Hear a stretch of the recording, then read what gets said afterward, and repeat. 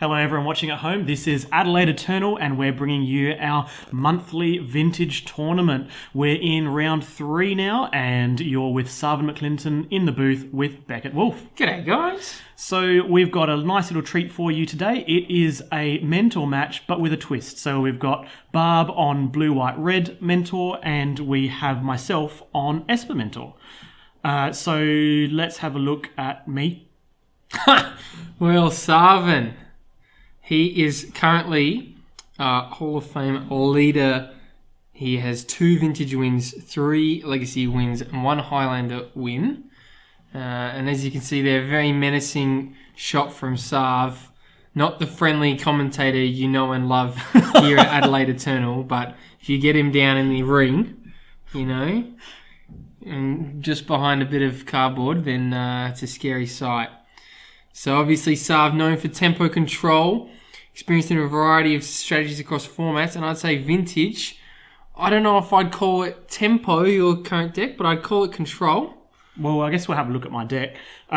This is Esper Mentor. That's what I call it. For those of you who've played Blue, White, Red Mentor before, you'll be familiar with the red giving you the support cards to a blue, white shell. I've just basically switched out red to black so that I have a Tendrils alternate win con. I'm really big on the alternate win cons because sometimes your opponent has a moat or they had some kind of way to stop you from doing something like spamming out mentor tokens or just beating you down with 1 or 2 mentor tokens. So you go, guess what? I can just kill you with Tendrils. It's pretty good. But then I realised I love Dak. And since I have a secret, actually I have a largely public love affair with Dak Faden, I still splash that single volcanic island for Dak Faden. Yeah, I don't know if Dak's so consenting, you know. You proclaim your love for Dak, but I don't know if he reciprocates. Does he do you good in this game, Sarv? Possibly. Guess we'll find out. He has stolen my heart, so... the greatest thief in the multiverse. Right. Must have been an artifact heart.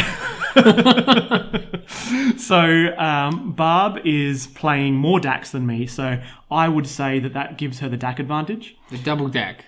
And she... Double down on Dax. She's got 2 Dax and she's got a bit more red because she also wants Pyroblast in the sideboard. Which is really strong against me. Byforce, which is a new card, and I like it. Yeah, Byforce is strong. I mean, in the past we've seen cards like Shattering Spree make the cut in really red-heavy decks, but you only need 1 red to Byforce, and it basically functions as Shattering Spree. So it's pretty strong, and otherwise Barb's list is a really nice streamlined mentor deck. So obviously it doesn't have the alternate win con of Tendrils, but sometimes you can win with Jason Mind Sculptor, and she's got 2 of them in this list. Well, that's right. If she doesn't have the black for DT and that, she still gets more slots for stuff like Merchant Scroll, and she runs 4 Mental Missteps. So. Yeah. It's nice and cheap, nice and consistent. Yep. I would say usually she actually has the advantage in this matchup because she's got more mental missteps, she's got Pyroblasts. The red is actually going to do a lot of work for her against me. So I know the result of the match, but I would say it's like 52-48 to Barb. Here we go. That's the games. I guess we'll go. Let's see what actually happens. You know what, Sam? I don't pay that because now if you do win, you're just like, wow, 48% chance. You know, really I was the underdog, you know. Give me something that we can burn you on later if your stats prove wrong. We were wrong about the last one when we had Shops vs Storm. Yeah, and Storm came out. I've not been great at calling it, have I? Well, I'll be pretty good at calling this match, that's for sure. That's it. It looks like a sweet hand from you. I see Moxaf and an island. It is a sweet hand, in particular due to the altars, I would say. You've got some pretty nice altars there. What's that? Mox Sapphire? So, the Saf is actually a floating frame. So, Lauren Parno does all my altars. She's got a really strong repertoire with a variety of different types of altars. And the particular kind that I asked her to do was pretty demanding, which was, I want to only do a floating frame, so only do the very edge of my cards. It's just for well for an artist to do that on power. That's genuine power, obviously. Yeah. So. I obviously trust her, and it turned out amazing. Especially the Jet and the Ruby are really good. So if you do want to get any altars, you can hook up with Lauren via Beauty for the Geek, and she has a whole variety of other types of paint work displayed there. So check it out. And I hear you're going to be in the market, maybe, possibly. I've messaged her. When I first searched up the name, though, I accidentally searched up Beauty and the Geek, which is that really bad TV show. I remember, bad or really good? I remember playing in Melbourne at a magic store at the time, and someone came in looking for people to sign up for Beauty and the Geek. For the beauties, obviously. All the beauties at the magic store. Oh, yeah. I can see it. They saw me and they said, we want you as the beauty. I believe that. Speaking of beauties, let's check out my beautiful Sapphire in action. So I think my hand there is... it's good. It's decent, but it's not great. As... Well, the problem is you don't have a fetch land. So I'm just on basic island only got and the basic Saph. And the Jace, you can power to Jace, but... Yeah. Jace can't flip anytime soon. Yeah. Although looting with Jace is fine. I keep this all on Jace. If I didn't have Jace, I wouldn't keep this, right? Yeah. So here we go. You've got a gush as well, but you're not going to be able to gush. And even if you did have a second island, you wouldn't really want to. Yeah. Barb's hand was nice and well balanced. So she has like a mentor, and she's got all the lands she needs, I think, from memory. Well, she's fetched up red there, and as we said, she's only splashing red, really. It is a blue-white deck, and she's splashing red only for sideboard cards and mainboard decks. So what has she got? Has she got a deck in hand? Well, sometimes you fetch out that bulk because you're like, if I get wastelanded, it's my worst land. That's a really good point. Like, if you've got a really land-heavy hand and you're not going to use the red, then you can do it. You start with the red. I like that idea, actually. She's hit Spell Pierce and Mentor, which is strong but a little bit slow, I think. It doesn't look like she's got other lands there. It's really interesting me seeing this on the other side of the match, because obviously every time people do something and you can't see the rest of their hand, you're thinking 101 things of what's going on. And so this is my pro Luxac ability. I decide to just draw the fetch land, but the whole point was to activate and loot and try and find the land. So my odds of finding land was pretty high, but I got Brainstorm and Fetch, which is a pretty good combo, but I discard Brainstorm. As much as I respect the card, doing it after I fetch is basically going to be bad, and I've got a looter anyway. Yeah, I totally agree with that, Sarv, especially if you've got gas in hand. Yeah, hands like Dig Through Time. Yeah, that's the thing. We've talked a lot about Brainstorm, but if you brainstorm too early, you don't really know what you want to put back yet, because you don't know how the game's going to unfold. So, although I think there's maybe something to be said for Gush, but you seem to like Gush. Yeah, I really like Gush. It's extremely powerful, and given that I only have a second land, Gush is basically my third land drop, so I definitely want to keep Gush. Here I'd go for the Tundra instead of Volk. I actually have a hand of Dak Mentor, and I was deciding whether to play Dak first and then Mentor, or Mentor then Dak. There's lots of reasons to do one or the other. I guess this is safer because now if this gets countered, which it looks like it is, you'd rather have white in your hand than have the red in play. Correct. And have Dak in the bin. Yeah. That is 100% the way. Because you've got more white cards. Yeah, exactly. Like, Tundra was just a better land for me to fetch as my only second land source. So. And either way, if you stick that 3-drop, whether it's Dak or Mentor, you're in a pretty good spot. So I think I totally agree with you. Yeah. Barb preordaining here to get a second land drop, or... She could get, like... so my hand is gas, right? Dak, but it can't be cast, but I've got a looter, so I can try and find the red source via fetch land. And Gush is really good, and Dig is really good. So I'm just like, okay, I just need to get to my turn. But she went top and bottom. She finds the white source, and when she played the white source, I'm like, not source for plowshares, please. Yeah, that's exactly what I was thinking. Because Jace could have a flippy dip here, and even if he doesn't, he gets another loot. That's what I love about Jace. When I first saw him, I was like, really trying to make sure he flips, and then I realised actually looting is really, really good in this format. Yeah, see how I started to do the loot there, and I'm like, I'm saying I don't know if I want to loot a second time or I want to flip him. I'm Plenty not of sure. times I don't actually want to flip him. I want to keep him looting as long as possible because looting's really strong. It fills up your bin for other things and gets rid of bad cards in your hand. Yep. Crypto Misstep went to the bottom, and then I drew a Monastery Mentor.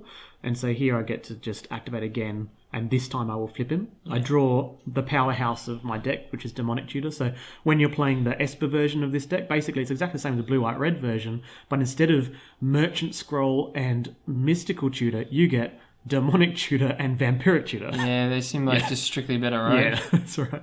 But here I have to make a decision because I don't actually have the extra black source. So do I actually just discard DT because my rest of my hand is actually castable and very powerful, or do I just discard the weaker card in the abstract? And I'm pretty sure I end up discarding Dak here. And I'm like, no, not Dak. No, my favorite card. You've got more in the sideboard, don't you? No, single Dak. Just a single Dak in the 75. I play a Volcanic Island for one Dak. Wow. I love him. You do love him. Yeah, yep. It is absolutely public love affair. So I get to flip Jace though. So, Jace has done his work, which was just making my hand really good. Once you've looted 2 or 3 times, he's done his work, hasn't he? And the other reason I discard Dak is because the only other thing I'm going to do is I want to cast Demonic Tutor, and I need to get a black source. So I don't want to get black and red source. So top of the 2 of the library is Treasure Cruise. Doesn't seem good because you've got Dig in hand. Yeah. So you bottom of both. I think that's correct. Yeah. Obviously, you've already got a Jace out. Yeah. Draw another black. Really I'm so glad I discarded that Dak, right? I'm not going to get to cast anything off that. You could go all in here and gush, but is there a rush? I think maybe patience. Yeah. There you go. There was definitely untap and next turn. There was definitely a possibility that I can gush there and float a mana, but the thing is, if I do that, how far behind does it set me back? Because you're DTing, which is mana intensive. Yeah. So you're not going to win that turn. So you want to DT and have mana for the turn after you DT. Yep, absolutely. Or VT. Yep, or VT, exactly. Or Mental. Or cast Mental, exactly. So that's the other reason I don't gush there is I want to cast Mental next turn and have gush as well to trigger it. So this is a gush after dropping a land, which is like a desperation gush, because she's basically said, my hand's not really good, so I need to set myself back on lands. I've got to find something. So she uses the mana to cast Mystical Tutor. Merchant Scroll, sorry. And she's chaining into Mystical Tutor. So there's a number of reasons why you can do this. It's not a common play, but there's definitely reasons to do it. And one of them is Time Walk, because Merchant Scroll can't find Time Walk, but Mystical Tutor can. And you can use it to chain into that and then get Time Walk and set up a big thing. So as soon as I see that, the alarm bells ring in my head that she's got Mentor and she's planning to. And she discards a Mentor. So I'm like, you have Mentor and you're planning a big Time Walk turn. Yeah, she is. I'm wondering if she was a bit hasty with the gush there, though. Maybe patience there. Maybe even jamming a Mentor and let you burn your hand fighting over it. Yeah. Yeah, she's being very conservative and then doing a desperation gush. That's right. She's put herself back 2 lands, unfortunately. But you never know. You never know. She's still showing white as well for potential swords. Yeah. Although I'm not sure if she had it. Well, when they keep that basic white there to scare you, I'm like, do I even want to cast Mentor into just Swords to Plowshares and get a single token off gush? And I'm like, I probably do. I probably still do, because then I can just get 1 token and ride the token to victory. So I do it. I go for it. Yeah, Mentor, I'll go. That's it. You're asking the question. No force blocks, but it resolves. And Swords to Plowshares, targeting this guy. But this is a classic thing because Barb had force in hand. Yeah, but here now you get to I'm casting VT. So remember how I've gush in hand? I'm going to do a really clever play, which is also sneaky. Right? So VT for Mental Misstep. Place it on the top of your library, make a token, gush, make another token, draw the Mental Misstep, and then Mental Misstep, and you get to make 3 tokens. That's it. And even if Swords resolves, which it won't, but even if she fights over it and Swords resolves, now you've got 3 tokens anyway. Exactly. So that's the reason why I'm doing this play.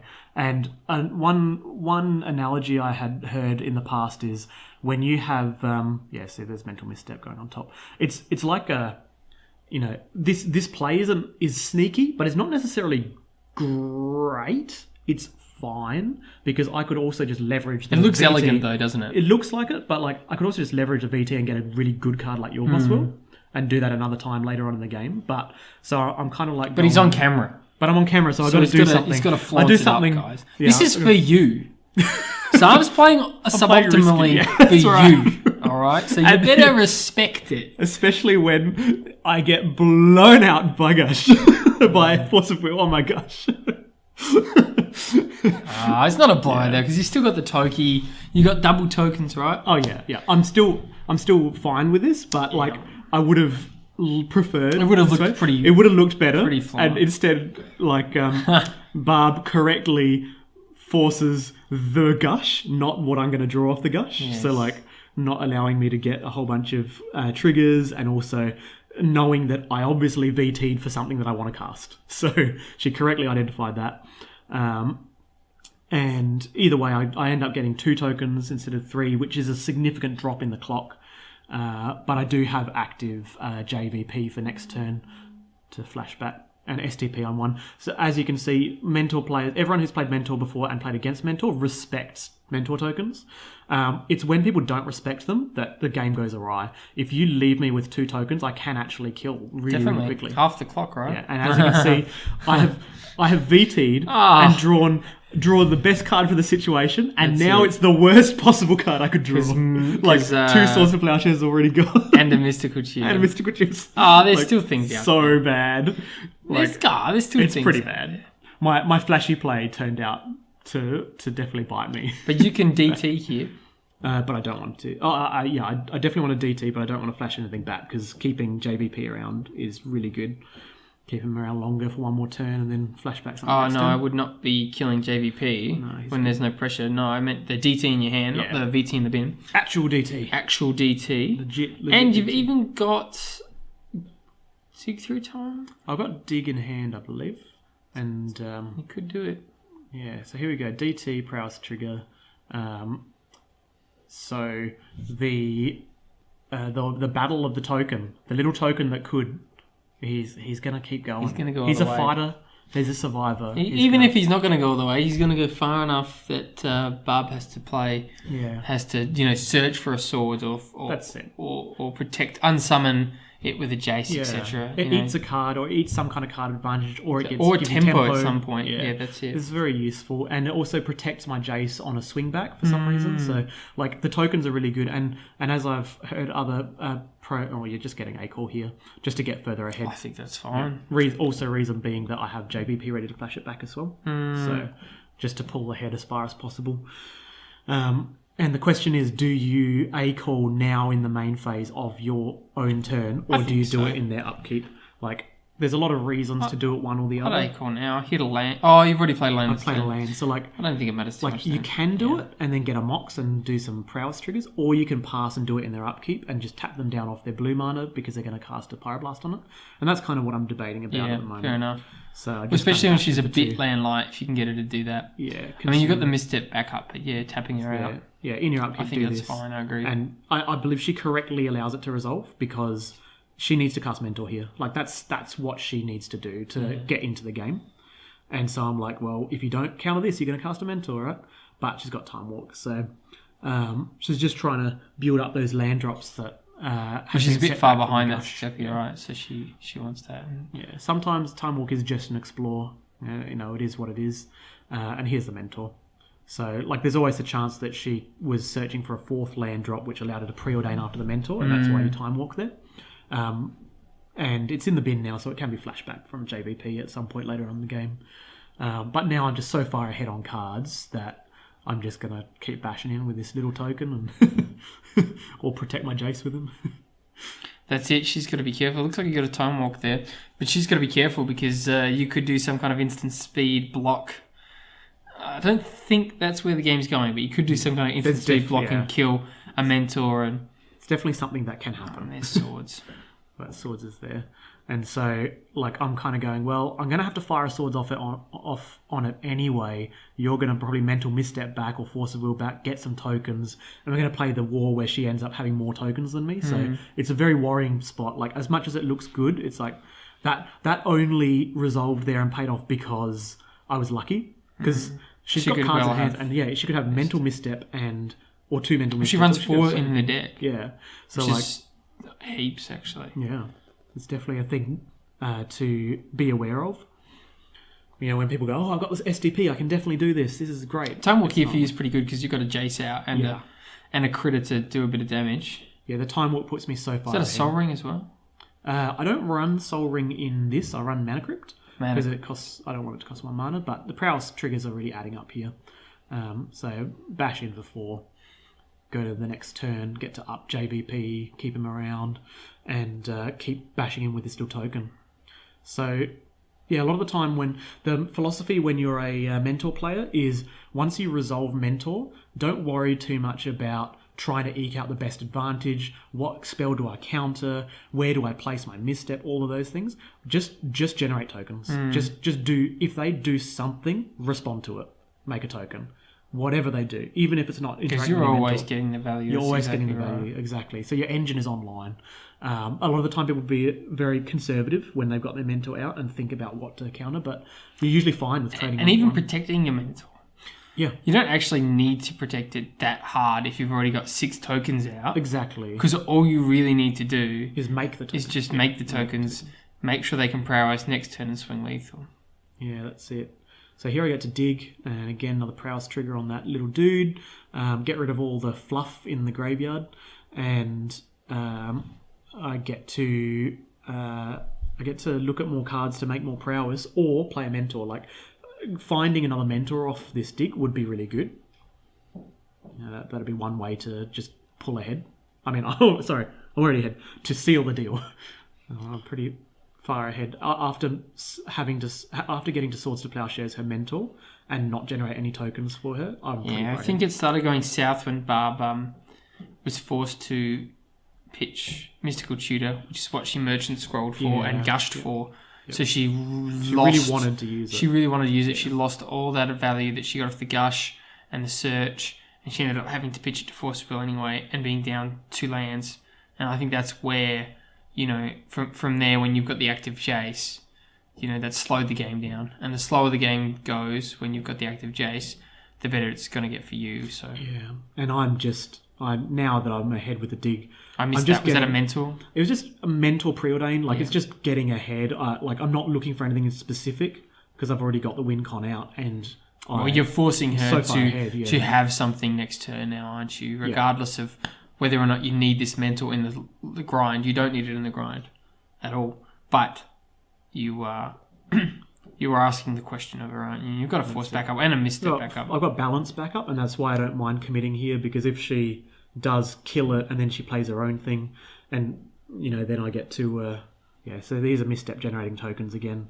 it's just like I totally agree. You don't need the mentor there, but you want the token. But she gets a treasure cruise, which is huge here. Getting extra cards to find a way to get back in the game. You'd force that, wouldn't you? Force that untap preordain. There's arguments for and arguments against. Here we go. So I'd be forcing. Yeah, I know the majority of people will snap Force of Will this. However, in this very specific scenario, there's like a 60% for Force of Will because you just trigger Mentor and make another token, and there's a 40% who would be in my camp of going, let it resolve and you draw fluff and Force of Will the one good thing that you draw. So there's definitely reasons. I think my play here of allowing it to resolve is not the most popular. I'm not going to say it's wrong. Yeah, as you can see, she drew Soul Ring and a fetch land. Yeah. The difference is if she was a Storm deck or another Esper Mentor deck, so she has DT, Yawgmoth's Will, and the other powerhouses, I would force it. But because she doesn't have anything. Because she doesn't have Haymakers. Yeah. The only thing I'm really worried about in her deck is balance and Mentor. Those are the only things. So if I just let that resolve, I can just counter the balance of Mentor. But the likelihood of her actually drawing it is lower. So just let it happen. And now, of course, you have Force backup going into a very close to lethal swing, pending this preordain. Yeah, so the preordain just needs to find something. Yeah. There's... I can't even... if it's a blue card, I can play JVP. It's Misstep and Land, so both on the bottom. I just need anything, really. And it's not anything. So even if I drew a blue card, another Force of Will, I can just cast JVP and then Force of Will my JVP. Interestingly, if you'd forced the Treasure Cruise, you still wouldn't have lethal. Yes. It'd be 9. Correct. So, didn't make a difference in terms of the swing. Yeah. But now I still have Force of Will up for her next turn, which is probably... I'm worried about balance. And you definitely got lethal next turn, obviously. And even if there's some kind of balance with force backup, Jace negging into Time Walk isn't too bad. Or into Dig. I don't mind Jace negging to Dig. Yeah, it's definitely... But I think it's all wrapped up. It depends on what she casts, but yeah, it is like I'm presenting the lethal with a Force of Will backup and just saying, well, you have to do something and you have to have a counter to back it up to. You need another Force of Will as well. No, I totally agree. She'll burn her hand even if she does successfully survive the turn, at which point Jace still takes over the game.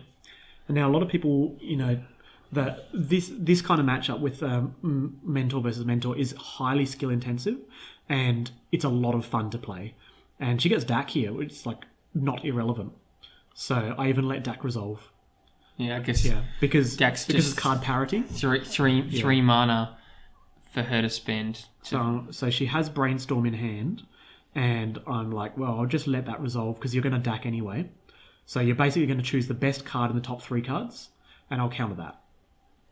But if you force the Brainstorm, she has to discard what she Daks. True. So maybe forcing Brainstorm was correct there. It could be. Then she's absolutely out of cards. But now she's down. She's down to one card. That's it. And then she casts, or at least presents the fact that she has. She abrupt case. I'll do it. Yeah, you got there. Ponder, and then seeing basic planes is pretty frustrating, I'm sure. So that was one possible result of this kind of a matchup. It's very, very back and forth all the time when you play Mentor. The only times where you see the writing on the wall is when your opponent has Lotus Mentor on turn 1 and you don't have a way to stop them. Those are the whitewash games. But usually these games don't come down to whitewashes. They come down to tiny, incremental, back and forth advantages. And that was I think the Jace was what it came down to. Yeah, absolutely. If she ended up having a Swords to Plowshares on turn 1 for my Jace, the game would actually be very different because I wouldn't have been able to leverage the card filtering. And she hit all those swords later in the game, a few turns later for the Mentor. Yeah, absolutely. And she made the right plays, Swords to Plowsharesing my token. As you can see, by Swords to Plowsharesing that one token that I had, it extended the game by about 5 turns. It was actually huge. It was kind of like time walking 5 times. not really, but I totally agree. I think it was a really good game. Should we go to sideboards? I'm just noticing Barb siding in Pyroblast definitely seems correct. That's Pyroblast is really, really good against me. Again, I took out Vampiric Tutor and Basic Island, and I brought in Notion, Thief, and Flusterstorm. And the reason for that is the best black cards in my main deck are Demonic Tutor, Vampiric Tutor, and Yawgmoth's Will. All right, that's the whole reason I'm playing black. But in the sideboard, you normally don't really get anything good from black. Black doesn't really add anything like white does to a sideboard. White adds great things like Stony Silence, and Rest in Peace. But I find the black Haymaker card from sideboards is Notion Thief. It's really good against these blue matchups. So she took out the slow cards like Jace. She takes out Disenchant, which is perfectly fine in this matchup. She took out Balance. I know people that don't like Balance, and I know people that swear by Balance. I'm somewhere in the middle because usually in this kind of matchup, I keep Balance in regardless because it's an out. And sometimes you just need to dig to your out. You just need to find it. Even though, maybe most of the games you find you're running you don't want to use Sensei's it. Divining Top and Dig Through Time.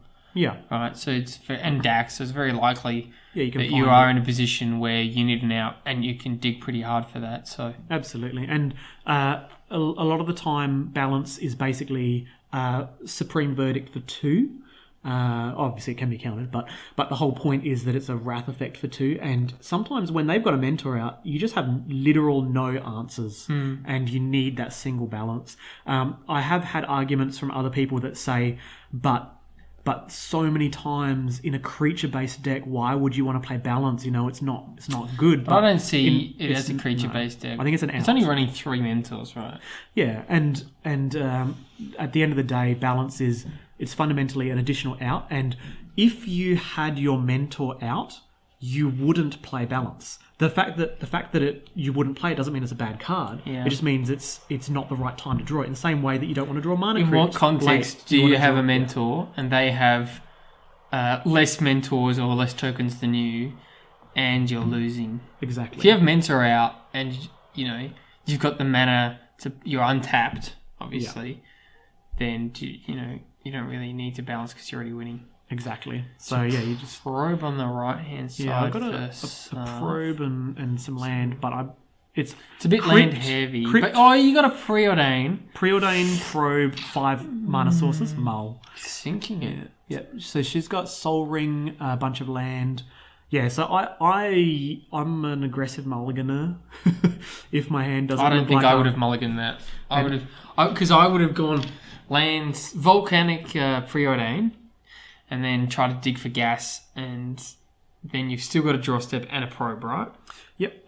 If there was a single card different in that hand, say one land was mentor, it's a snap keep because it's a turn 1 mentor off crypt into probe. But the fact that I don't actually have any kind of pressure, I really, or interaction, like I don't even have a force of will to say you can't have Lotus Mentor turn 1. So like I mulligan it because I don't like to lose that way. No, fair enough. And now it looks like Yawgmoth, which is definitely a lot of gas, and it looks like single land, double force, stack fade, and mental misstep. Yawgmoth's will, and I get a scry, and I don't know what it is. Well, I guess past me knows what it is. Strip mine. So it's a land, but yeah, I put strip mine on top. Land. Reason being, it's time. It's not time warp, but it's card parity, in that you draw it and you strip them, and then just go to the next turn. So you get an extra card in your hand, like you're kind of going ahead, and the 10% chance that you actually just destroy them off the strip mine is good.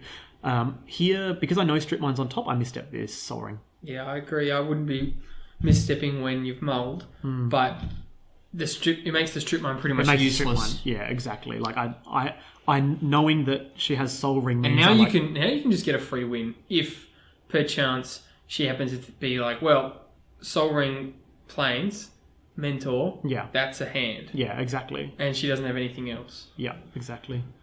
So, but she does have the second land, which is really good for her. The Soul Ring represents a lot of things. It represents Jace turn 2, which is big. Mentor Preordain as well. Yeah, Mentor Preordain. Like, there's a Soul Ring is very strong, but on a mulligan, I probably wouldn't misstep the Soul Ring. Like, it's really hard to tell what the scenario would be like. Like I'm mulliganing and. Do I? It even comes down to body language of your opponent. Yeah. I think that's one thing that isn't really talked about a lot, but body language of the opponent in a scenario like that. Because I know I've misstepped the turn 1 Soul Ring, but I know I've also been like, yeah, fine. Yeah, I'll misstep your Ancestral. It all depends on what you think they have, and sometimes when you're on a hand against of 7, shops, I'd be misstepping that. Oh yeah, absolutely. When you're on a hand of 7, so she mystical tutors for Force of Will, and this is like a huge show of strength. When I see this, I'm like, when she mysticals in main phase, I'm like, oh, okay, yeah. So you don't want to get Flusterstormed when you pass to me. So like, oh no, this is in my upkeep, or I think, or something, whatever it was. I'm like, oh, so you're not going to get Ancestral Recall, like. Okay, but then she gets Force of Will, and I'm like, okay, your hand must be insanely good. Yeah, like she just wants to protect a mentor or something. Because I think you remembered this from earlier when we were talking about it. That is a huge card disadvantage. As powerful as all those spells are, Mystical Tutor does lose your card advantage because the card goes on top, and Force will lose your card advantage because you pitch a blue card. So it's actually a real strain on the critical mass in your hand. So, but as you can see, she like hits the third turn and plays mentor. and you've got double force. I got double force. I got force, DAC, force, dig through time. Force, DAC, force, dig. That's what I have. So like she's mysticaled for force. So I'm like, okay, that's all right. We're going to fight the force wars. But I mean, Use better to the fight them force. now Here we than go. later on as well. Yeah, not when even it's if you thought she had a second force, which you surely wouldn't. Oh, but she does. She doesn't have the second force. Yeah. But yeah, definitely correct for you to force it. It hurts your hand a lot. Yeah, absolutely. But Like I'm her not hand happy is doing hurt. it. Her hand is hurt. I'm not even close to happy doing it, given that she mysticaled for force. So I'm like, you obviously have second force in hand. Like I'm gonna get so blown out here. But if she doesn't, and it was a bluff, it's a really clever bluff because it could have actually stopped me from doing it. But my hand now is Pearl, Gush, Yawgmoth's Will, one land. So not ideal. You need to hit a. Yeah. You really wanted another land there Yeah, absolutely. to start your Mind break trap. Break traps. Yeah. Not great. Yeah, like I need. Yeah, my hand is bad, and I know mentor. I'm pretty sure I basically said at that point, because I can't counter this, it's game over. I said that to her. You won the game because it's like mentor is that good. Like, it's resolved, and I'm now fighting a losing battle because not only have I not hit my second land, but I'm actually going to now finally deploy my Pearl just to cast Time Walk to go to the next turn. Your That's least how bad it favorite is. play. My least... I hate this play, but, like, I need to do it. It's that bad. It's such a bad situation, because if she untaps 2 cards in hand, one can be a Preordain, which finds more gas. You can't let her untap here, really. So I just need to go, well, let's find it. Let's find Swords to Plowshares, right? Yeah, well, more so, let's find a second land, then I can gush into Swords to Plowshares. That's what I want. I want to get a second land here. Oh, no, and it's another rock. You got DAC, though? No, you've pitched DAC. I pitched DAC, yeah. So you've got Yorgs, but Yorgs doesn't really do anything at the moment. Yeah, Yorgs does literal nothing. So, I have to... Like, I can play Ruby and then play Yawgmoth's and play a land. And in retrospect, I think that would have been the only and correct play. Sadly. The old 3 mana Crucible of Worlds for 1 turn. Well, yeah, that's right. 3 mana not rampant growth. Some kind of explore. 3 mana. Not even, you don't draw. Explore, you can't draw a card. But she gets to untap, trigger her mentor. She's got a monk token on the way. She's got 7, the best 2 out of 7 cards. Like, the writing is on the wall here. I'm so far behind. But the other thing I can do is try and find balance. Remember how we were talking about how important balance is, where, you can just balance. That's exactly right. Balance seems quite good. It's like the only out that you have. So, yeah, she's like prowess at the bottom and monks at the top. And she's chosen 2 cards. I think I saw Strip Mine going away, but it would be hilarious if she took the Strip Mine and stripped me. But she just wants to keep casting spells because she's so far ahead. So preordaining here. We've already got 2 monks and more prowess, and I'm just showing how my hand has... You've got Mind Break Trap, which isn't going to do anything. It's not great. Because it's not a trade. Yeah. Because she gets a token. Exactly. So she bashes in here, and I take 4 from prowess. So I'm basically looking at, I'm going to lose next turn easily. Like, she definitely has the ability to kill me here. So I need to draw land, right? No, it's not land. Hercules Recall. Does not do a thing. Well, it kind of it turns my blue mana into red and white mana. Wow. Wow. So what a combo. I think that's pretty much game over, mate. Yeah, basically she's easily got the win on the board, and I'm going, well, I could Yawgmoth's Will here, but I'm not going to do much. So I'm like, well, I'm explaining to her, like, you're easily gonna win here, but I'm tossing up on how she gets the Lotus bar. I need the Lotus. See, I was telling her, like, I'm tossing up on whether or not you have enough Prowess triggers to kill me. Which is, it's pretty much GG. Jace, yeah, like Jace off Lotus. Like, I'm so far behind. So, how does game 3 go? Yeah. It's I'm getting absolutely thrashed here. But at least we can safely say that my 7-card hand would have lost much sooner. Because I would have played a bunch of land and she would have had Force of Will backup for her Monastery Mentor. That's a very good point, actually. It's a really interesting analysis. Yeah. So, let's take... So I end up taking 1, 2, 3, 4, 5, 6, 7, 8, 9, 10, and I go to 1. Does not seem like enough. No. Like, I was like, if you have 2 spells, I don't die. If you have 3 spells, I do die. So, I go to 3? Is it 1? Maybe I miscounted. 1, 2, 3, 4, 5, 6, 7. There's the 8, land. Yeah. It's too late. And there's the land, yeah. Yeah, it's pretty far behind there. Like, the reason I kept the, Ruby in hand is, there's a chance where I can try and find a storm kill here, or, some way to try and get back in the game that way. But because I've already got Hercule's Recall, so I was like, well, I'm gonna try and storm out here. It's not gonna be easy, but well, you could gush find Lotus. Yeah. Yorgomoth's Lotus Time Walk. And Hercules myself play the Lotus and the guys again, and then try and. Tendril's probably not for lethal, but enough to survive another. Yeah, it seems so bad, right? Well, I count Storm. I go, Storm count is 1. Draw 2 cards. I said, I'll draw 2 cards. Are they relevant? And now I get that really bad combo, non-bow, with I draw Treasure Cruise and I got Yorgos Will in hand. And I'm like, Storm count is 2. And but look at those Moxes. They look good. Let's all just sit and appreciate the beauty of the board, even though my board state is horrible. So cruising over Yorks. Yeah. I mean, I think this is an important analysis, even though you've quite obviously lost to just still play to whatever outs are possible. Yeah, my out is like I'm going to have to try and cobble together a Tendrils win here. So I could draw Lotus, Tendrils. I mean, if you exile everything except Time Walk... you have to exile the Time Walk as well. Yeah. I was going to say, and then draw Lotus. You have to draw Lotus. Yeah, it's like Lotus and... Because then I can Yorgomoth's Will with the Lotus as well. So yeah. Storm count 3. But Barb has a hand of 3 cards, right? She lets the cruise resolve. Yeah, she was thinking about it. Yeah, she's definitely thinking about countering something, and that's a really bad sign for me. But I end up drawing Land, Ponder, Mental Misstep. So there's my other floating mana. Mental Misstep on this. Storm count goes up! So I'm like, okay, I can still draw into Lotus Tendrils. Mental Misstep this, Storm count goes up.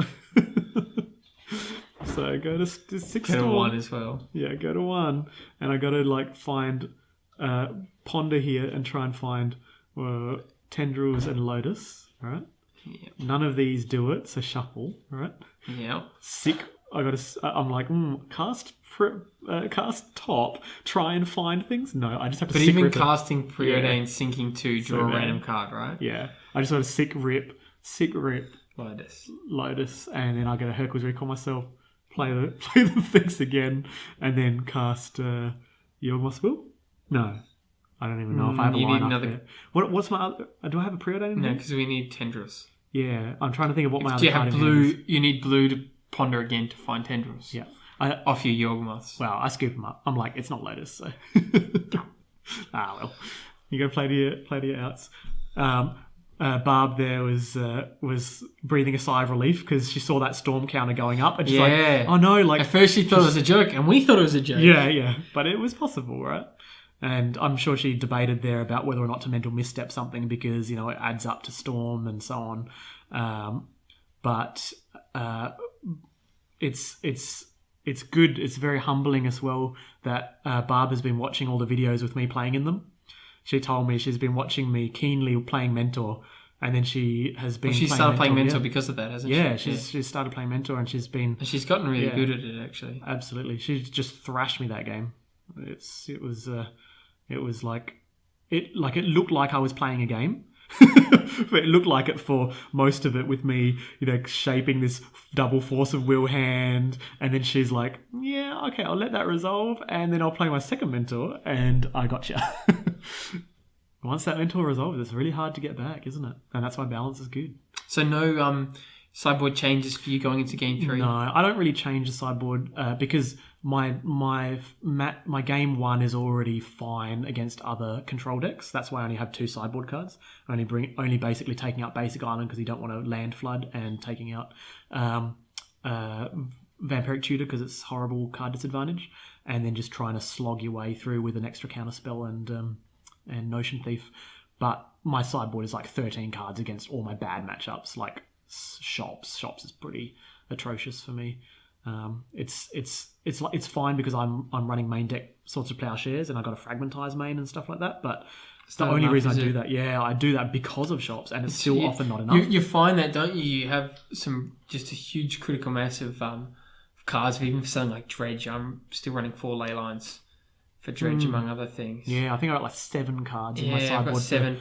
But then, like, you hit it and they claim it, or you don't hit it and you're just like, but I sideboarded. I did it correctly. I played correctly, right? You got to hit them though. You got to hit them, and you got to hit them often. Yeah, my hand is borderline here, right? It's not great. I think 4 lands, balance, ponder, tendrils. It's actually a hand of 6. Ponder makes it a lot better though. Yeah, the ponder is really big. Like, I'm hinging entirely on this ponder because, like, the tendrils is basically a multi 6. Like, I don't want to see that until later in the game. So just leading out here with ponder. And Barb's got double misstep, and she hits my ponder, and I'm like, my face probably changed dramatically there. I went from I lost this match. Yeah, I've got a decent hand, to going, oh yeah, tendrils in hand, so bad. But then she's got a Lotus Start as well, and I'm like, oh, okay, this is bad for me. This is really, really bad. Like Jace here. If she goes turn 1 Jace or Mentor, I am like so far behind, because the balance, the whole reason I kept this hand is like, well, you can't really turn 1 Mentor. I don't mind because I'll balance you. But if she gets Jace, it's pretty rough for me. My hand of lands isn't going to be great when that ponder's gone. And let's see what she ends up playing off the Lotus. 1 blue, just a preordain. Yep. So she's probably trying to find something to play with the Lotus. Is there something to be said for not playing into Mindbreak Trap by not playing the Lotus itself? The Lotus? Yeah, definitely. And so she's preordained both at the top and drawn a card, but she didn't play anything with Lotus, so that tells me you got a reactive hand. That's what I'm thinking. So because she's got a reactive hand, I'm like, I've got a chance now because you've got no gas. Because I got no gas, and I'm simply going to play lands 1 through 4. Like, that's my game plan is to play 4 lands. And that goes pretty well against reactive hands playing land. And she's got a high mana hand as well. Yeah. So deploying Soul Ring and obviously trying to bait out a mental misstep or something, because that way, if I draw a 5th land, not ideal, but really good. Not really good. Not so bad when your opponent has a reactive hand. Just play lands and pass. But it can be like that, where she's scared of you having some explosive opening. Definitely nothing wrong with keeping a reactive hand, for sure. And there's also something to be said in me playing a 4th land and my opponent's thinking I have Notion Thief, because I play Notion Thief all the time. So people go, oh, you have Notion Thief. And she plays Dark Faden. And she had to crack that there for the red. Red, yeah. So she's got no... Storm count 1. No red floating. But she could have had... 1 red floating. Yeah, she's got 1 red floating. She could have tapped Soul Ring, correct? True. No, she needs the blue. Yeah, the issue if she does that is if she doesn't actually use a mana, she's down on mana when she passes the turn. So yes, you can use a colourless of Soul Ring, but I guess in there's no other reds. Yeah, she's not going to have double Pyroblast in her hand. Yeah. Like double Pyroblast is pretty weird. So she ends up not using the mana, so it's moot anyway. But the problem is she's got Dark Faden, and so I draw Library of Alexandria. Library of Alexandria, I'm going, please try and cast spells and bluff that you're trying to do things into my Force of Will to take me off Library, because I'm not going to counter anything. My hand is so bad, I need to draw cards. I'm going to pretend that I'm going to countering it. You have 5 cards in hand, so another 2 turns and you've actually got to switch on Library, which is which is an out. It's the only reason that I'm like not that unhappy that she's got Dak. But the problem is Dak activating 3 times before my library activates and discarding lands. I think library's a better engine than Dak, but Dak having 3 turns before your library, then it's huge. I think I prefer the Dak. Yeah, and she's got Hardcast Force of Will Oh, Open. she's got and Cruises she got in her deck. we got a Time Walk here, and she's got Dak out. Like, I'm like, yep. I'd like to counter some things, but would you like to activate Dak into my Notion Thief? I say. She knows I don't have it. But if you did, that's if I did, it's blowout huge, city, mind you. She surely has found Force of Will, right? Yeah, she. If I did have Notion Thief, it wouldn't resolve because of the Force of Will. Oh, and there's Force pitched. It's such a show of strength for her hand that she's discarding Force of Will here. Her hand is so good, and my hand is so bad. The only thing I have against her, over her, is the fact that I have more cards than her. So she has fewer cards but better card quality. But now that she's resolving Dig Through Time, my heart sinks, and I'm like, this is a pretty good combo. I hear Dig Through Time gets fueled off Dak Faden quite a lot, doesn't it? Yes, and she of course doesn't have Yawgmoths, which is why she's exiling. Yeah, that's Lotus. Really, she only wants her graveyard for Jace. Correct. So her dig here is like she could pretty much get anything, and it's totally fine. Like she'll get far ahead on card quality, but she probably would really ideally want a mentor. Ideally, yeah. You can flop about and keep getting advantage, but then you risk losing to some kind of tempo where card advantage doesn't matter, or Sarv lanes his own Jace and somehow gets through. At some point, you got to stick it. That's it. And you got to say... And I have an interesting decision here because my 6th card drawn is Monastery Mentor. And I'm like, do I deploy Mentor? And I think no, because she obviously has a force. Yes. And if she forces this, you're off both Mentor and Library. Correct. So you keep... Yeah, I mean... It's dangerous, but I'm like, I have to pass the turn to you. Yeah, I think that's definitely correct. And now you're on Library next turn, and you can even Mentor. Yeah. Because your library go up to 8. Correct. Mentor down to 7. Yeah, so don't play Stay on library. Yeah, just stay on library and finally try and get ahead of Dak. So... she's hitting a lot of lands, though, so I'm surprised she pitched the Force, unless she only just drew it then. She pitched the Force last turn because she didn't have any other lands, but she drew lands for the turn. Blast. Yeah. She's just hit land and Mox. So that's going away. Just discard them all mana. You don't need all the mana. And her... No, did she pitch it? Did she just discard a Force? Yeah. She has Mox Ruby, though. Yeah. Well, here we go. She's trying to keep up stuff for... She's probably going to try and trigger Mentor. Like, she knows that she wants to play Mentor and trigger it on the same turn. Trying to win, but you got to protect it, though. Well, she discarded Force possibly because she's identified my strategy of not playing any spells this game. So just pitch the Force and just like... Interesting strategy. Cast a Mentor and trigger it with a bunch of Moxen. But you're going to... once you get on Library, though, which is now, you're gonna go for things. So I think she definitely should have kept that Force of Will in hand. And potentially even the last one. Because she can hardcast Force at this stage. Yeah, absolutely. So she doesn't even need the blue card to pitch. She can just go Soul Ring and, Soul Ring, Pearl, 2 blue. So I have activated Library. I've gone up to 8 cards now. And I have Time Walk in hand. So I'm trying to just Time Walk and then draw another card the next turn. So I can just draw more cards than her. Well, that's it. You could go for Mentor here and Time Walk once the Mentor's out.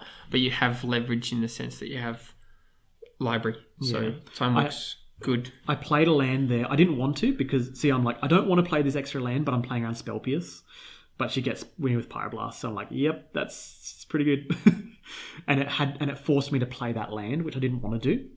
Mm-hmm. But I didn't want to get Spell Pierced because it's just horrible. It's a bad feeling. Flusterstorm, Spell Pierced, like, it's bad. And you've got to assume if you've seen her discard the Force, you got to assume it's a good hand. Right? I assume that she's got something decent. But Dak she's been decking all day. Just, running away with the game. Obviously, card quality, she's getting... Now she discards the Ruby, so, she discard land Ruby, and she's got 3 good cards now, right?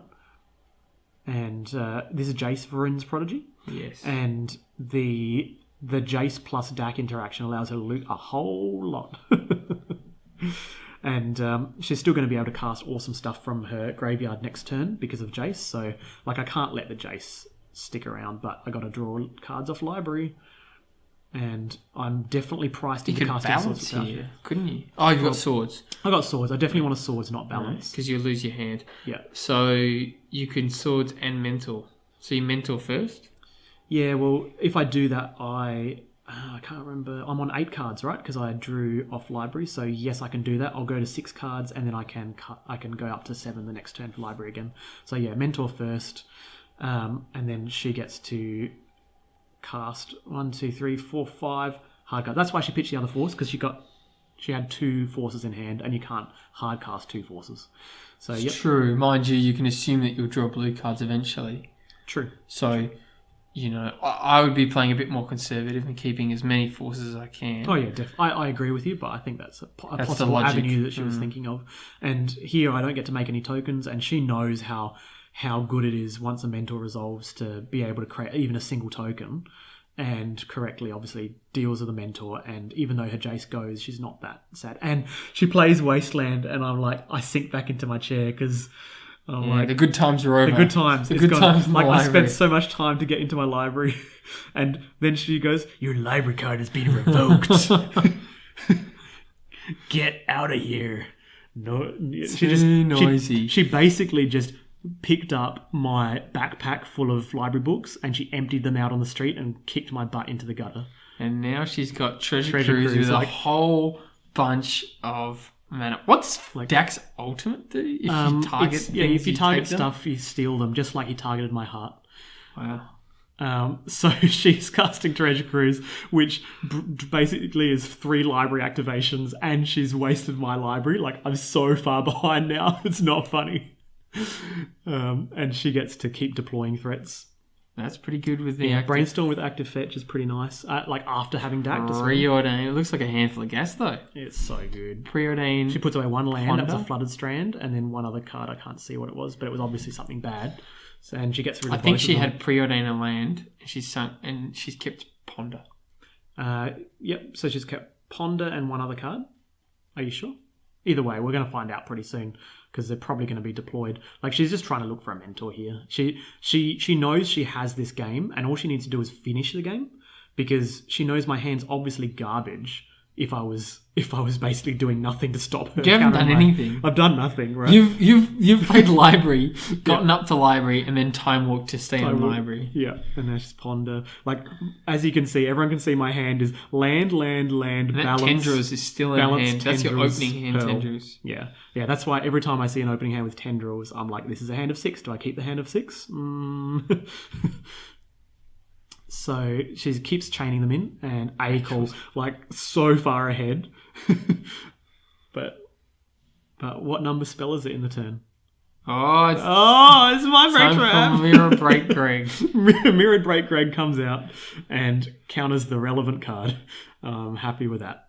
So, Is that a Jace? I'm like, hey, a relevant spell. I've drawn a relevant spell, Barb. That's what I said. I said, please don't counter this. Very nice. Here we go, Sarv, back in the game. Yep. I don't know if I'm back in the game, but I'm in some semblance of competition. My win percentage went from 15% to 17% now. Ooh, I think it went from 2% to 17%. Okay, all right. Good. Yeah, I was being a bit generous to myself. Yeah, another Preordain. And Strip Mine, which she doesn't need anymore. She bottoms both of them. Yeah. No, tops both of them. So she keeps... I think maybe I missaw it, but... Swords to Plowshares. Yeah, that's an absolute snap keep on top. And I'm like, yep, there goes my... I said I gain 0 life. But look at this DAC. Like, the DAC has just been that's doing why so she's much kept work. Strip on top, because she's just going going to to discard the strip. Yeah, that's clever. Like, sometimes you just want to bin stuff, but sometimes you just actually want to get rid of it from your deck. And there you go. She gets rid of 2 lands and keeps relevant spells in hand. End of turn, I fetched solely to deck thin here, which is a sign of desperation from me because I don't do that often. Like, I just want to draw. You got a lot of mana, though. Yeah. I got Hardcast Force out. You got a lot of mana. That's all I got to say. But I have Dak Faden now. Like, here we go. Dak Faden. It's my turn. Dak is going to come to my side now. Do you remember when the legend rule used to apply? Yeah, I do. And you playing Dak Faden there would just kill her Dak Faden? Yeah, I remember when I used... And here I'm going to probably discard lands. So I've got Talarian Academy and something else. I discard the Academy because I want to actually keep the Moxon in hand. I've got, I think, Ruby and Jet in hand. No, Pearl and Jet. Balance, Pearl, Jet. And so I'm trying to cobble together a really ugly Tendrils kill. Really ugly. It doesn't look good. But she looks at it. She can see it. She can see how bad my hand is. Like, she's like, if she finds Flusterstorm, well, my whole plan is going to be pretty... And she did side in a Flusterstorm, I believe, from sideboard. Yep, I can definitely see that. So she keeps dacking here, and obviously her hand is getting better and better and better. She discards land and the swords because obviously she realizes looking at my hand that I'm trying to Tendrils here, Jace. And she casts Jace like there's the hands in the Jace posture. She even fate seals me to the bottom because she's like, she knows how far ahead she is, and she's like, I'm gonna fate seal you, not brainstorm, because I'm just gonna make sure you don't draw something relevant. And I draw Swords to Plowshares, which is absolutely not relevant. So time to but you got Dak though, so... Dak does a lot. So the Dak sort of beats the Fate Seal quite a bit, doesn't it? Yeah. It's now finally time to discard Balance because I know she'll never fall for it. Balance is really good when they play something and they don't have any backups and so on. So, but I cast Preordain here, and she missteps it. And this is my biggest misstep in the game right now, is not gushing in response to the Preordain being mental misstepped, because you don't know what you can actually draw off gush, and I know I'm going to gush this turn. If I'm going to gush this turn, I should just do it, right, in response to the thing. Because look what I draw. I draw Misstep and Flusterstorm. Like, I could have misstepped back the misstep and still have a Preordain. Like, it's such a bad play for me. Not necessarily because you care that much about the Preordain, but more just because adding to the storm count to fight over the misstep is quite good. Absolutely. And then if she fights back, you fight back again with Flusterstorm, and then you get to find gas with Preordain. But I totally see why you did it, because you think, yep, I'll trade Preordain for mental misstep. Yeah, you think of it as a 1-for-1 there. But as you can see, I'm lamenting the fact that I didn't just respond, and I'm immediately punished by... It's a very marginal play. Like, I should have gone, well, I know I'm going to gush this turn, so I should just respond with gush anyway in case I draw misstep. But it's just like... It's such a marginal advantage that I could have gained, but you can see here how horribly punished I was. I was really, really punished by a bad... Because what would that storm count be? It would be an additional... Yes. If she has a counterspell in hand, potentially, an additional 3 storm. Yeah, and the thing is, she knows about my Tendrils, so she's actually being very careful about what she counters. So... I feel like she should have brainstormed, though, with Jace instead of Fate Seal, because... you actually have a lot more cards. She doesn't have that many cards. She's very far ahead because of her board, but she doesn't have many cards in hand. I do agree with you. The Dak sort of defeats the brainstorm anyway. I do agree with you because Dak was on the board, but I do see her logic in that she wanted to Fate Seal there just to kind of go, well, I'm gonna just deny you as much as possible. Like, what if my top card was Yawgmoth's Will? So here she gets to mentor, and I'm like, well, the writing's on the wall here. She Fate Seals me again. Yeah, you want to brainstorm there to find gas to trigger your mentor thing. That should definitely have been a brainstorm for sure. She's as you say, never always correct a brainstorm. Never incorrect. Never incorrect to brainstorm. So I DAC here, and I find Dig Through Time, Force of Will. And as you can see, my hand is Flusterstorm and Mental Misstep. Dig Through Time, Force of Will, 2 Moxon and Tendrils. And I'm counting up here exactly how I can put together a win from Tendrils. And I have to decide whether or not to discard this Misstep, or whether I discard a rock or something, because I want to keep the Misstep as a blue card to pitch to Force if I need to counter my own spell. But no matter what I do here, depending on what the Dig Through Time finds, it's going to be really tricky because I need to get exactly 8 spells, and casting a Tendrils without countering your own spells is often very, very difficult, because sometimes you actually need that spell. You need that Mox Jet or whatever it is. Furthermore, if your hand is full of counter spells, you can't fight something. You need to have you something. don't have something to fight. That's exactly right. And I'm telling Barb here, I'm like, I know I have Tendrils, and I know you're not going to counter something, right? Like, would you like to counter one of my spells because then I can have lethal? I think I said something like that. And I'm like, knowing that you're not going to, I'm going to have to do a really weird play here. So I cast a bunch of rocks here. Play the crypt. Storm count is 4 now. 4. Yeah, 5 because there's a preordain. No, 4. Yeah. So storm count is 4. I need 4 more spells, and I can. One thing that I could have done was keep the mana crypt in hand and Flusterstorm my mana crypt or something, but not Flusterstorm my mana crypt. I literally cannot do that play. Force of Will, my pitching Flusterstorm. But I don't have enough cards, and so I'm just all in on Dig Through Time. I'm going to find a spell. All I need is 2 Moxen or a Moxen or something, right? Let's go. Let's find something. And what do I find? I find more Force of Wills. Jace, you've also got Prodigy, Mentor and Jace. No, but the problem is I just played all my rocks. That's true.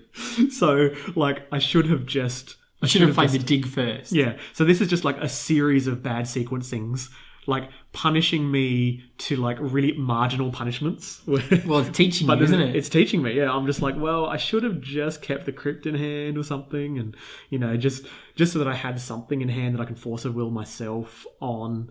And I'm oh well, I've done it again. So as I keep mathing this out, I'm every single thing I do, I get to 14 damage. No matter which way I play this, the way I calculate this, I'm no, everything I do, even counting my own spells, this, taking a Force of Will and then taking this and that, it's going to get 14 tendrils, even using my own resources.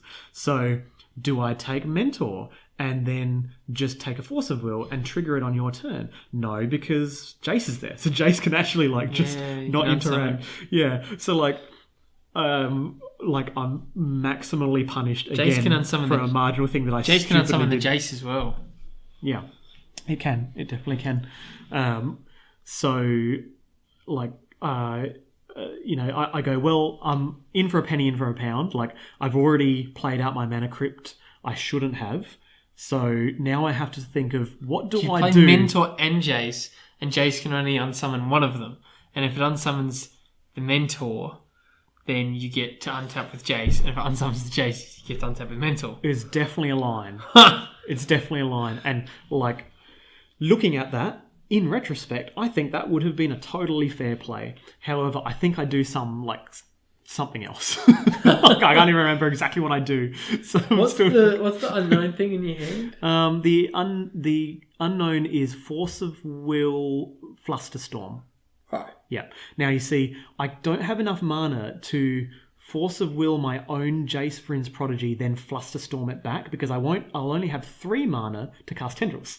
So it's it's so bad, and none of this plays around her having a counterspell, but I assume that she doesn't, because obviously she or if a counterspell is Flusterstorm, I'm gone. Well, she probably would have countered. She would have countered the dig. So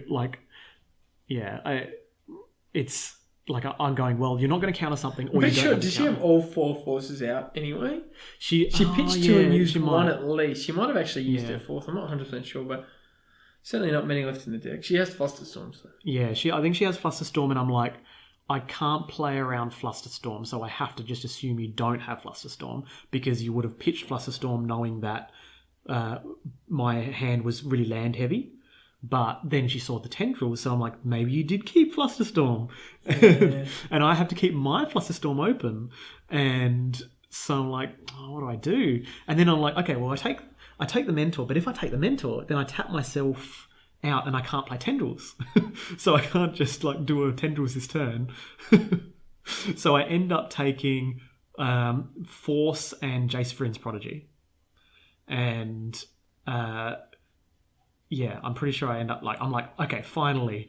I was apologizing profusely to Barb for my horrible in the tank for 5 minutes play. And I was either you're going to win next turn or I'm going to win this turn. That is the decision that we're making. And it's kind of tricky.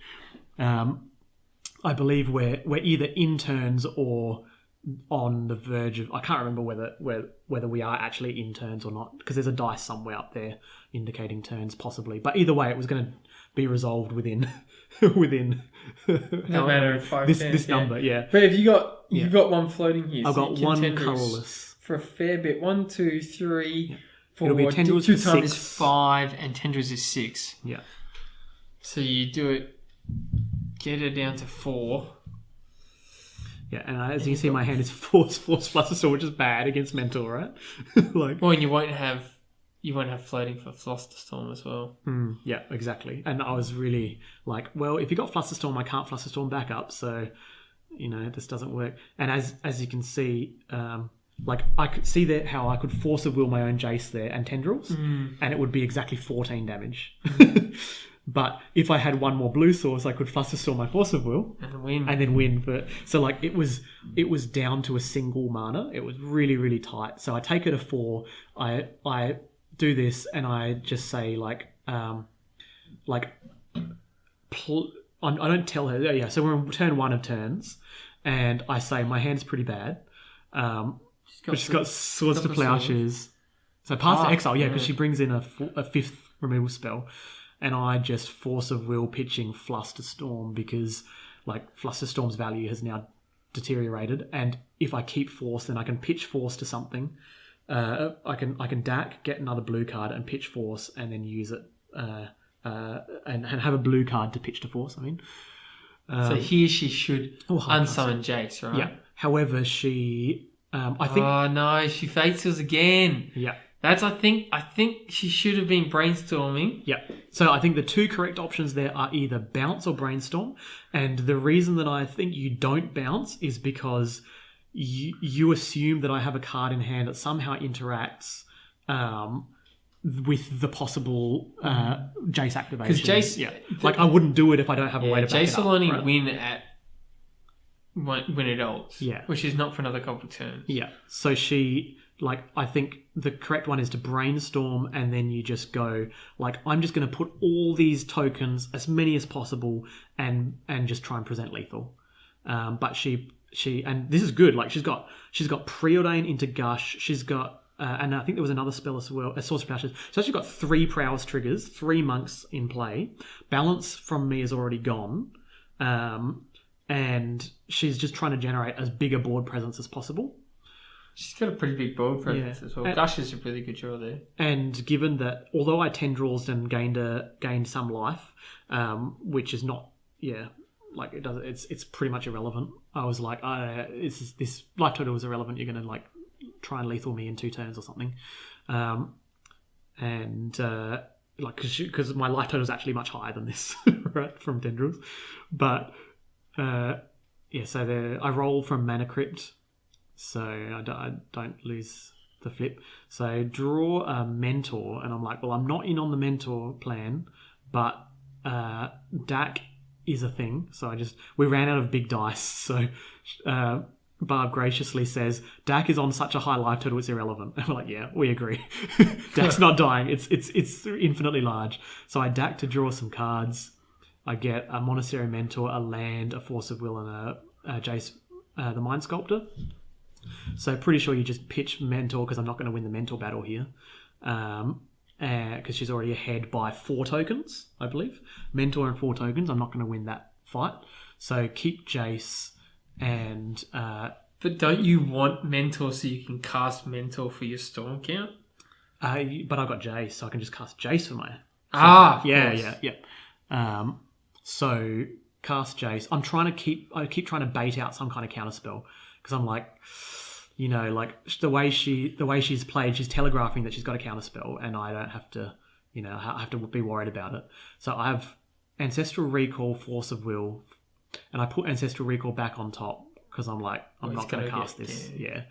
I'm just going to activate Storm Count as 1. Activate Jason Prodigy. Draw Ancestral Recall. Discard Ancestral Recall. My hand is Force. I have exactly 4 mana, and I'll place Tendrils on the stack for...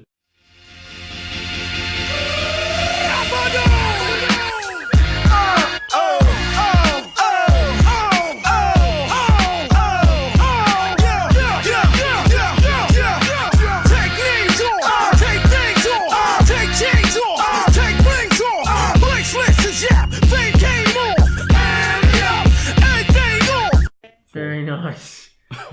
Forward. But I have Force of Will to counter... I need Force pitching Force in case she has Swords of Plowshares targeting her own token. Nice.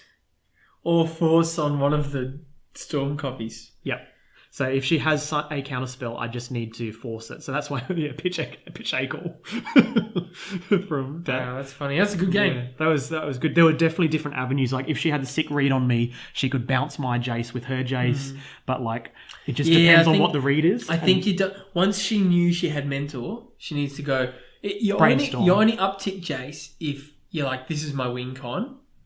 But once you've got mentor or card advantage, you're thinking, I can win by grinding or I can win by mentor, at which point you need to brainstorm there. And as you say, brainstorm's always correct. Yeah, this was a really, really good third game, and as you could see, it was so back and forth, and that's what I love about control mirror matches. Like, I know people go, "Oh, mentor versus mentor," but you can see how exciting that game was. Yeah, for sure. So thank you very much for different avenues, I think. Absolutely. Thank you very much for watching, those at home, and we will see you in our final round, round 4, and we're Adelaide Eternal. See you guys.